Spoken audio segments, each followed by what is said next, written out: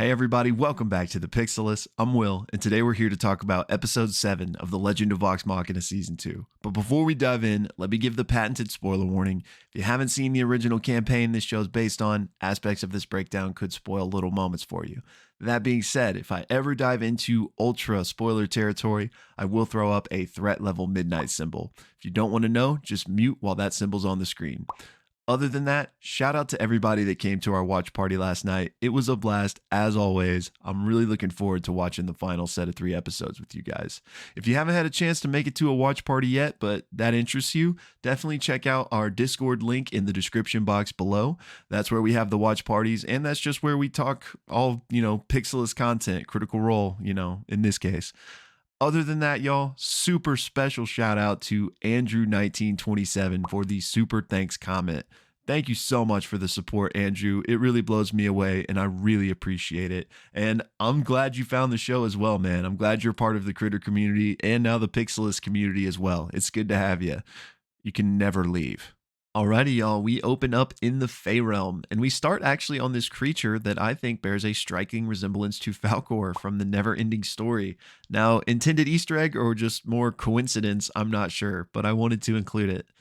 Next up, we get this bird, this cute little bird that just gets torn apart by these plants. And I think there's a couple things here. First of all, the pattern and colorization on the bird reminds me a lot of Dagon, which was Matt and Marisha's pet for many, many years. Dagon did unfortunately pass away, so maybe this isn't an Easter egg considering this bird gets torn apart, and I don't think that they would be giving an homage to their beloved pet only to have this happen. But the colors are very similar. Also, this whole sequence could be a reference to this meme from this streamer playing The Last of Us back in the day. I'll include the clip. They're very similar, but it's also just kind of a funny concept in general, so they may not be specifically referencing this, but you tell me. That's the cutest fucking thing I've ever seen in my entire life. Okay, next up, we've got this shot of this monster that looks and acts like a fidget spinner. And this is a reference to Travis Willingham basically always needing something to fidget with. He actually has a fidget spinner at the table at all times these days. And Critical Role recently posted a TikTok actually that you can see his fidget spinner in. So I'll pop that up on the screen. And also in this shot, we have this grass, which, is changing colors as they move through it. This grass was in the original campaign, but there was a bit of an extended encounter with it there. Keyleth says something that actually upsets the grass and it turns red and kind of gets ominous. And Vox Machina has to kind of sing and interpretive dance their way to appease the grass in order to keep moving on. So we don't get that in the show, but we kind of get the spirit of it in this next scene. Percy explains that just, think positive thoughts and, this glade will allow you through. It won't bother you. And quick note on Percy, I love that, he's so happy and confident in his knowledge of the Feywild and is leading the group being like, I read so many books, like, don't worry, I got this, which I think is a nice little nod to a couple of things. First off, Percy had the highest intelligence score of anyone in Vox Machina. So he was the go-to when they needed to kind of, figure out something that they weren't familiar with. But also, book smarts don't always translate to street smarts. And, Percy is a bit out of his depth. Just because he read about it in books doesn't mean he actually knows what's going on. So I liked that kind of whole aspect to this episode. But back to the glade, it's letting everyone through until we get to Vax, which the slime monster later also attacks Vax. And we'll talk more about that encounter when it happens. But this is a good time to just talk about how the Feywild as a whole seems to be kind of against him. And there's a few different scenes where we see he sees his reflection and it becomes, the zombie version of him. He then sees the zombie version of himself again in the slime monster, but then that quickly turns to the Matron of Raven's face. And I think what this is kind of getting at, and it's basically said as much later in the episode, but is that the Feywild is just kind of vehemently against his presence, rather the Matron of Raven's presence here, because she is the god of death. And in a lot of ways, the Feywild is kind of the antithesis of that. It is kind of the realm of overflowing and abundant life. And in the D&D lore, which obviously the show is kind of, moving away from, so I'm not saying they're one-to-one, But in the D&D lore, the Matron of Ravens is highly associated with the Shadowfell, which is another realm of his existence. And that realm is the antithesis of the Feywild. So it just kind of makes sense that everything here would kind of be just starkly opposed to Vax as the champion of the Matron of Ravens. So I just thought that was cool. And, once again, he's just having to come to grips with what he is, or what he at least is becoming. Alrighty, now let's pick up with the other half of Vox Machina, which, if you recall, in my last episode breakdown, I brought up how in the original campaign they did not split up. So I was really interested to see what they did with this. And now, having seen these 3 episodes, I think this change makes a lot of sense narratively. But so we pick up with them where we left off with the Grog, Pike, Craven Edge debacle. Now, one detail that I like in this first shot of Grog kind of gathering to his feet is that we can see Pike in the reflection of Craven Edge, kind of foreshadowing that it's still focused on her and wants to drink that blood, which it then does in the very next scene as she is trying to heal herself here. Then we have just this moment of Grog kind of potentially succumbing to Craven Edge's will, but ultimately fighting against it and breaking the sword. Now, this was really cool, especially just the visual of all that blood pouring out of the sword when he breaks it. And then, of course, we have Grog in this now depleted prior Steve Rogers form. And, the rest of the episodes kind of deal with that a little bit more. But for right now, this is very different from what happened in the campaign. In the campaign, he felt terrible about impaling Pike, and everyone kind of confronts him about it, and they're like, you need to get rid of this thing. And so Grog does kind of sever his tie with Craven Edge, if you will, and he doesn't destroy it. They don't break it in half. They actually banish it to another plane of existence. So I really liked the change here of him physically destroying it. But when they kind of separate him from it, the price it takes from him is his life. Grog dies. Now, I see why they changed it here, because I don't think they want to just keep having members of Vox Machina die every episode, because that kind of like lessens the weight of the deaths. So I think they're going to kind of make these sort of changes here and there. But in the campaign, they are able to successfully revive him. But there is still like this curse element to the blade. But they are successfully able to remove it fully with, I believe, like a remove curse or a greater restoration or something to that effect.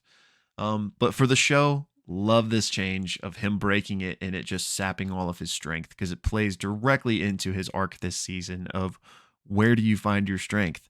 So I feel like those just kind of go hand in hand. And I've seen the next 2 episodes, so I know what happens and where it's going. But I really like where they're setting up to this payoff even more, with him figuring out where his strength is really coming from. One last thing I wanted to touch on with Craven Edge, now that we are done with it in the show, was what happens when it gets full. I, spoke briefly on this in a previous breakdown, talking about how Travis was foregoing sleep in order to, give Craven Edge more and more blood in order to see what happens when it gets full. Now, we've seen this in the show in season 1 with Silas, the sword grew, but also in this episode.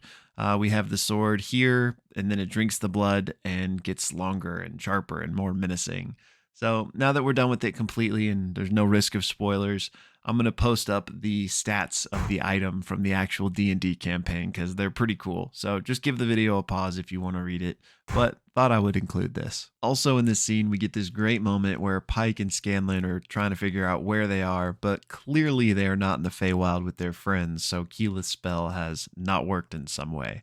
And Scanlan says, Keyleth, you really need to learn your spells. which is just great, because this is a meta reference, because a lot of the times in the first campaign, Marisha would be, looking through her character sheet, looking at all of her spells, because druids have so many spells in addition to all their various forms that they can take.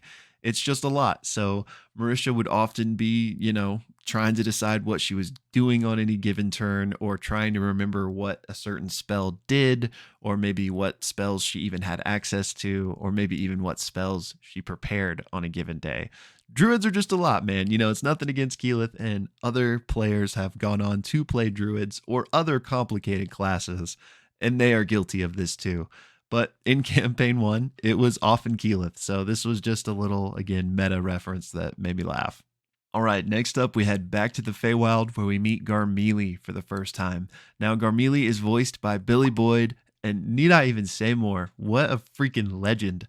And we are now officially at 2 out of 4 of the Hobbits. If you don't recall, Dominic Monaghan played Archibald Desney in season 1. So I'm just hoping that maybe we could collect all the Hobbits by the end of the show. Just a great casting, and it was so fun to hear his voice pop up. Now, in the campaign, they found Garmeli in this exact same way. Vex finds him spying on them and drawing lewd, crude images in his notebook. Now, I'm not familiar enough, honestly, with YouTube and its ways, so I don't know if I could get away with sharing the image in this video, so I'm going to err on the side of caution and not. But a small little Easter egg is the fact that he drew Vax and Keyleth together, little hint at their relationship. But also there's some Easter eggs with the journal itself. Now, the colors are very reminiscent of a certain someone's colors. Let's just say Garmeli for now. And if you've seen all 3 episodes, there's a little bit more to Garmeli than meets the eye, but I will talk more about that once we reach that moment in a later episode. But also on the journal, the image on the front looks like a gate. And once again, if you know, you know. Now, I won't say more than that for now, but for you spoiler demons, I might explain a little bit more during that moment in the later episode. But really cool details to see. Okay, next, let's talk about this encounter that they have in the Feywild against this monster that once again is after Vax because it vehemently disagrees with his existence, let's say. And I think this is a mishmash of a few potential D&D monsters. And again, it's probably just them having fun with throwing different things at this group, right? But I think it's kind of a mishmash of gelatinous cube / ochre jelly. And who knows, but it's a cool encounter, and I wanted to point out a couple of things. First, we have Keyleth using her wild shape once again, this time turning into a jackalope, and basically instantly reverts her form. And I wanted to use this as an excuse to talk a little bit more about how wild shape works in D&D. When druids transform, they get a whole new health total, a whole new health pool to work with. And once that health total is reduced to 0, they are forced back into their normal form. She is forced back into her Keyleth half-elven form. And this happens basically instantly because a little jackalope animal like this probably only has like 1 hit point, meaning if it gets hit at all once anywhere, she's going to poof back into Keyleth. So I just thought it was funny to kind of see that on full display. And also the spores, the drug trip. This was awesome. The visuals were so cool. I bet the team had a great time working with this one. A couple little points here is first and foremost, we get Vex looking at Percy with all the hearts emanating out. This is kind of setting up not only the relationship that's been set up across both seasons so far, but in particular, a moment that's going to be happening in the next episode, which I'll touch more on there just in case anyone is watching this without having seen that yet. Also, we get this moment with Vex and all of these eyes start to circle her. Now, I'm threat level midnighting here. So boom, boom, boom, boom, boom. Now, when I first saw these eyes, this is campaign 2, by the way, campaign 2 spoilers. When I first saw all these eyes, I was like, oh my God, are there 9 eyes? And so I paused and counted and I'm like, dang it, there's only 8. So I hit resume and then the 9th eye pops up. So I think this has to be a little bit of a nod to the 9 eyes of Lucian, or the Somnovum rather, from campaign 2. Now, I don't think it like literally is those eyes, but I think this is just, a fun moment to the viewers of that. But also, like I said, there are 8 eyes originally, and the 9th eye only appears when Vex closes her eyes and she is kind of opening her mind's eye. So I think that's like a separate kind of Easter egg, not tied to the Somnovum eyes, but just, close your eyes, man, open your 3rd eye. So just really cool. And also we get Trinket played by Cheech Marin. Iconic. Just iconic. This whole season's cast has just been amazing. But I thought that was a hilarious casting. And in the campaign, Vex actually literally speaks to Trinket while they're in the Feywild. She has Keyleth teach her the spell Speak with Animals, and then she speaks to Trinket for the first time. So I just thought it was fun how they kind of included that moment, in a different way via this drug trip. Alrighty, y'all. One last detail in this encounter was how they dispatched the monster. And one, this was just cool. But two, we got to see diplomacy in action for the first time. Now, diplomacy is this glove, and in the campaign, Percy just tinkered and created this glove. But here in the show, he has made this by repairing his own hand. And it does lightning damage, just like it did in the campaign. Now, Percy kind of had to crank this and was really struggling with getting it to work earlier in the episode. And I think that might be a nod to the fact that it had a chance to catastrophically fail in the campaign. So maybe we'll even see it backfire or worse at some point later in the show. Alrighty, one last thing before we check back in with our Taldore crew, and that is this deuce that Garmeli leaves for the group here. Now, I think this could be a reference to Scanlan in Campaign 1, because in Campaign 1, he had this magical potion made that when he drank it, then when he relieved himself, when he dropped to number 2, he could then kind of spy on people through that. So, he would do his business in one area, and then much later, sometimes vast distances away, he could then spy on that area because of it. So that's not to say that I think Garmeli is spying on them through his, but it's just the first thing my mind jumped to when I saw that scene. So, maybe it's nothing more than a poop joke, but I figured I'd include it just in case. Alrighty, now we check back in with the Taldore crew, and before we dive into that awesome song in montage, let me knock out a couple of the other details really quick. We've got some more groundwork being laid for Pike and Scanlan's relationship and how that's going to develop with this moment where Scanlan is taking care of Grog and Pike notices and really likes this side of him. But then Scanlan notices her, noticing him, and the walls come right back up. So I think this is a nice development, and it also plays into Scanlan's character arc just on his own as well, learning to kind of be his truest, sincere form to those around him and, being accepted for that. Also, during this montage, we get this moment where they use Agar's hand as a counterweight in this pulley system. And I hope we keep seeing this hand pop up in various ways because this is hilarious and I love this recurring bit. Other than that, there's this moment where Scanlan is lifting up Grog with his Scanlan's hand spell, and he himself is climbing up a mountain, but he kind of stumbles a bit.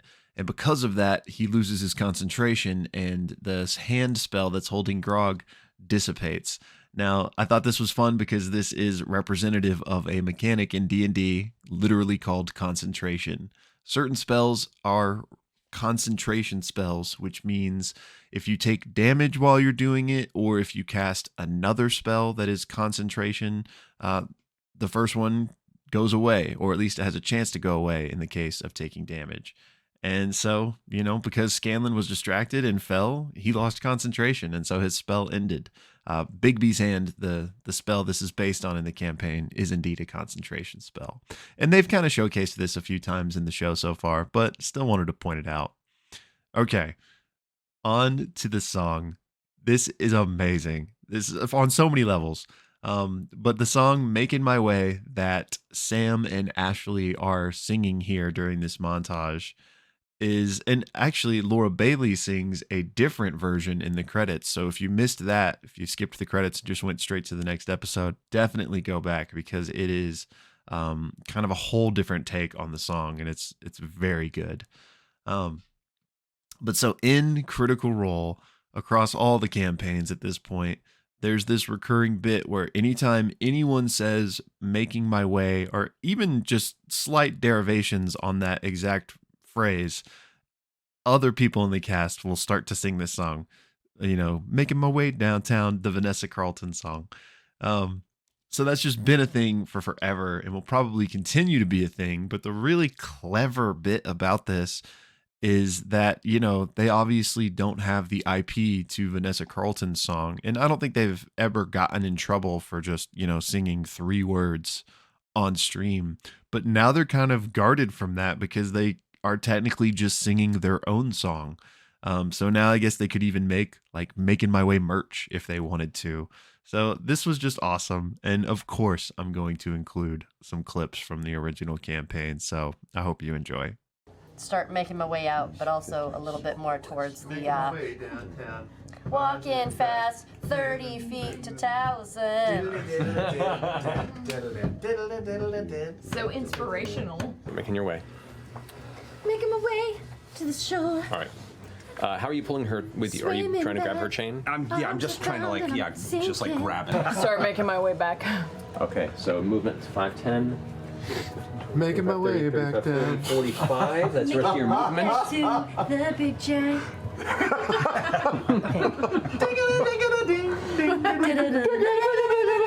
Okay, I'm gonna make my way down. Making my way down. Making my way down, tower. 35. You move up to the large eagle that is. I make my way. Make their way out of the. That's on me for not knowing that was coming. You slowly make your way on towards the nearest bit. There it is. It's a sad one. It's a slow one. He said slowly make your way. Making my way to where I thought Ford was. Where you think Ford is? What? Yeah. Making my way to foot. Old concept. Walking slow. Yeah. Old magic. Making my way to Old man. foot. So you walk up. Alrighty, making our way back to the dragons to see what they're up to, and we have this Skype call between Thordak and Umbrasil. Now, there's many spells and many items in D&D that enable long-distance communication like this, and I know I'm beating a dead horse with how many times I've said this, but in the show, they are not explicitly trying to convey one specific D&D item. They're moving away from that, if anything. But you know, since we get this stone imagery, I think this could be inspired by the sending stones from D&D, which are basically like D&D's magical version of walkie-talkies. Moving on from here, we go back to the Feywild, and there's this one line from Garmeli that he says the word traveler. And yeah, for those that know, you know, I mean, there's no really harm in talking about it, but I'm just going to wait until the moment in the next episode. But that was a fun little tongue-in-cheek nod for sure. And he shows them to this city, Singorn, which is where Vax and Vex are from, which I briefly mentioned in an earlier breakdown. It teleported away from the prime material plane and into the Feywild in order to protect itself once the dragons attacked. So that's why it's just, you know, here plopped in the middle of the Fey. Cool detail here is these stones you can see at the top of these columns across the city. These are what are known as threshold crests, and they are magical, powerful items that actually are what enabled the entire city to teleport. And in the original campaign, the dealings with Garmeli were a bit different. I don't know if it's worth it to get in the weeds on it here, but he didn't just, you know, volunteer to help them and follow them around. They struck a deal with him in the original campaign where he would guide them to where they were trying to go in order to get Fenthras.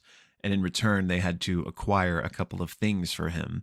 One of the things they needed to acquire was a piece of one of these threshold crests. Alrighty, y'all, that's going to do it for this one. If you noticed any Easter eggs or details that I missed, definitely let me know down in the comments. I am going to get to work starting on episode 8 and 9's breakdowns now. Those will probably be out in the next couple of days.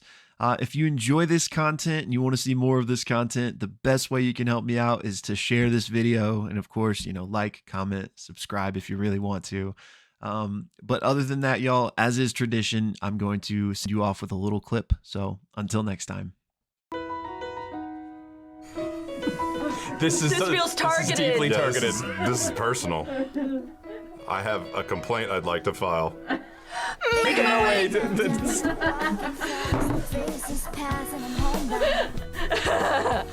That's torturous. Making my way. The vowels are just so